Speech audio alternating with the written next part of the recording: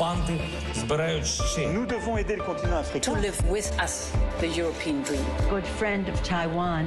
Europe 1, bonjour.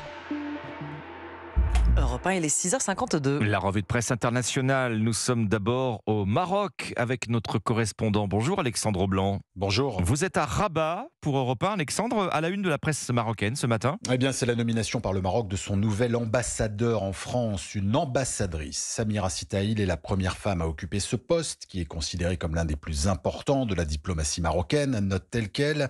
Autre nouveauté, son profil, contrairement à ses prédécesseurs. Elle n'a jamais été ministre ou diplomate, c'est une ancienne journaliste, précise Média 24. Samira Sitaïl s'est donc parlé aux médias, ce qui est un avantage car le Maroc veut faire entendre sa voix en France, ajoute l'opinion.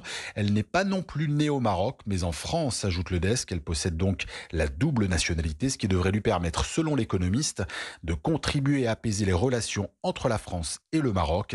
La presse qui rappelle ici que Rabat n'avait plus d'ambassadeur à Paris depuis près d'un an. Nous sommes aussi en Grèce avec vous, Clémentine Athanasiadis. De quoi traitent les journaux grecs ce matin ? Eh bien, du flux migratoire qui s'est intensifié en 2023. Selon le ministère de l'Immigration et de l'Asile, lors des 9 premiers mois de cette année, plus de 29 000 exilés sont entrés sur le territoire grec, contre 11 000 en 2022. Rien qu'en septembre, le nombre de migrants arrivés en Grèce a augmenté de plus de 400% par rapport à la même période l'an passé, souligne le quotidien Tanea.